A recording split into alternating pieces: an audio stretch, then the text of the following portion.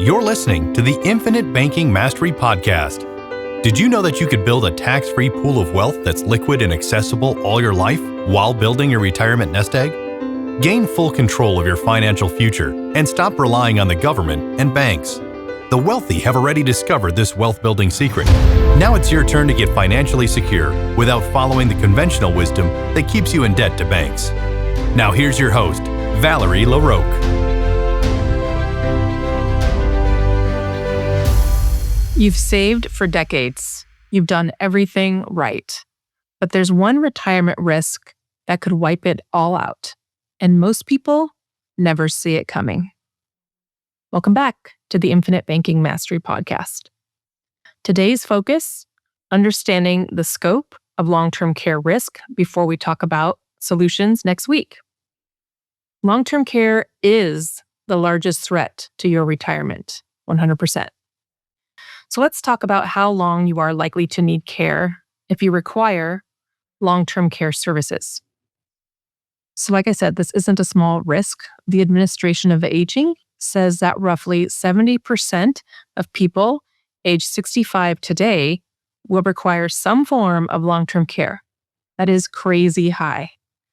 And since women tend to live longer than men, 75% of women and 64% of men will develop a severe long-term care need before they die.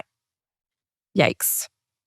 That's the majority of people turning 65 that will need some form of long-term care.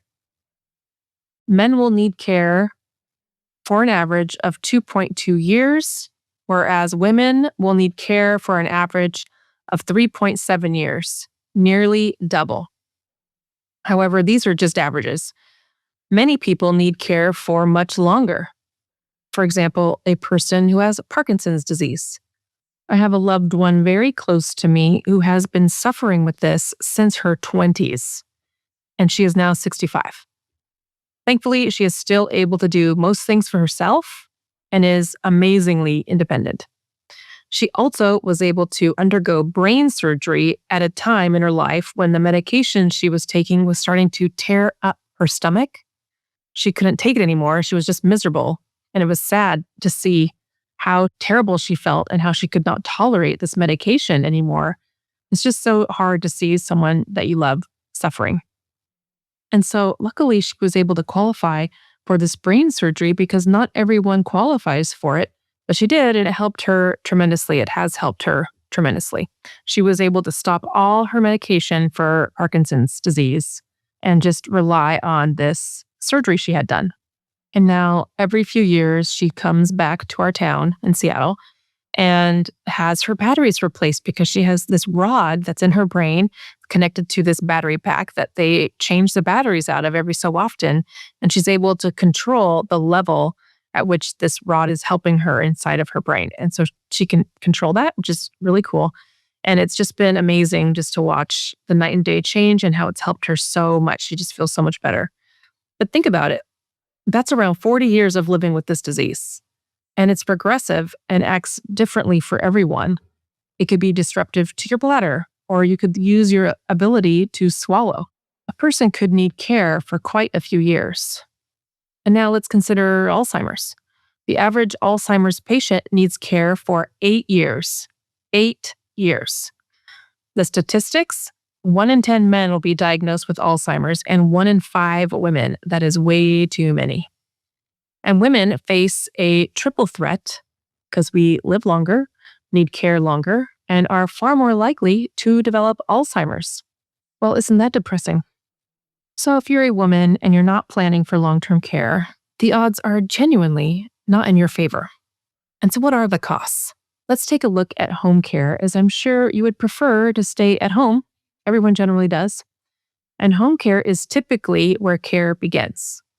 So in Washington state, a standard work week of home health care costs around $87,000 to $96,000 per year. That's roughly $7,250 to $8,000 every single month. And that's not for around-the-clock care.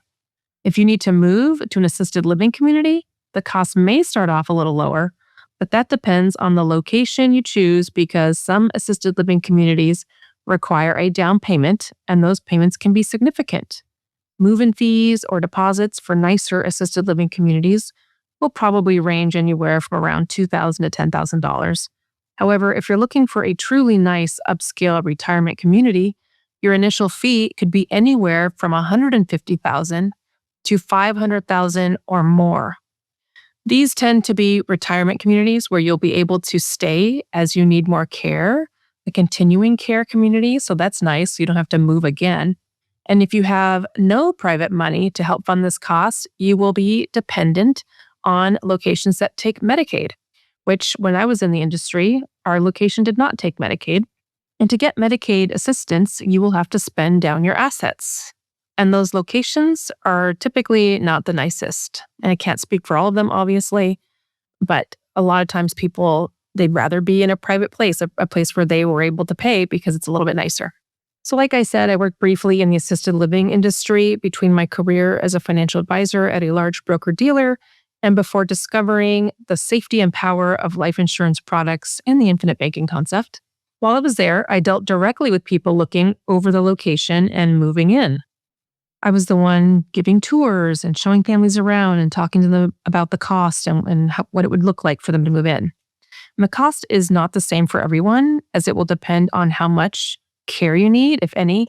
And once you're moved in, if your care needs increase, well, of course, so will your cost.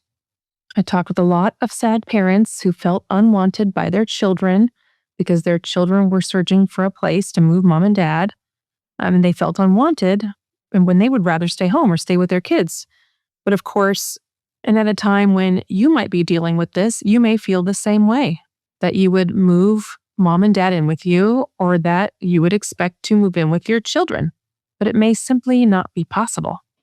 These people that I was helping, the parents were oftentimes in their late 80s and 90s, and their children in their late 50s, 60s, or early 70s. Oftentimes, they were still working, and it was breaking their hearts to have to move, mom or dad or both, but they simply could not provide the care. They weren't home all day to provide the care. Some looked like they were on the verge of needing help themselves, to be quite honest. So I was thinking, like, oh my goodness, you probably should move in together. You both look like that you need some help. Because they were a lot older, because sometimes your mom or dad might live a really long time. There was people moving in who were age 95 and had done so well up to age 95, living independently, or at least being able to take care of themselves mostly at their child's house or something. But then they just could not stay there because their children don't have the ability and aren't able to be there all day to take care of them. It was a hard job seeing these precious seniors who just wanted to stay home. But the cost was too high, or their kids simply were unable to move them in. And oftentimes, the cost was too high for them to move into an assisted living community as well. And if you were to need memory care, well, that's more expensive. The national average for an assisted living community that provides memory care is a little over $80,000 a year as compared to around $96,000 in Washington state. Things tend to be pretty expensive here in Washington, and prices and taxes just keep going up. How delightful. So if we just consider the amounts that I stated, the national average for home health care costs is about $5,500 a month or $66,000 a year. So if we consider a woman needing 3.7 years of home care, that could easily cost over $244,000. And in Washington state, with California close behind, that cost is easily around $355,000. And for a person diagnosed with Alzheimer's, needing 8 years could end up costing around $700,000 to $770,000 plus. And this location may or may not be a place that you think is very nice or where you care to live out your last 8 years. And of course, these costs rise with inflation every year. And imagine if your spouse needed care as well.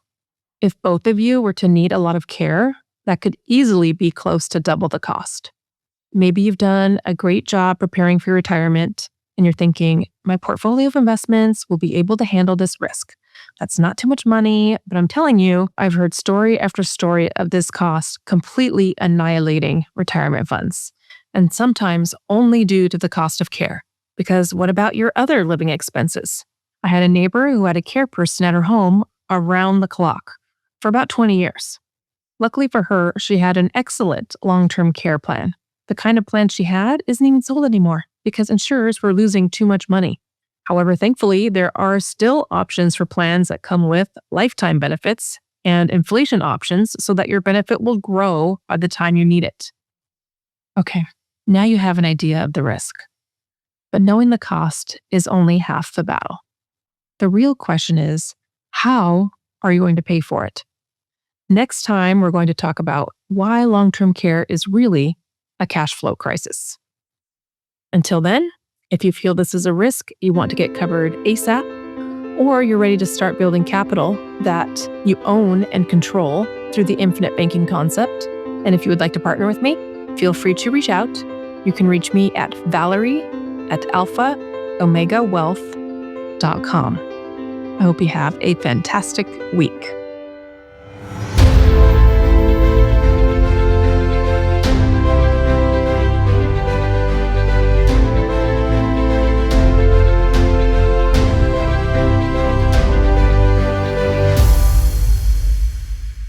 This is the podcastfactory.com.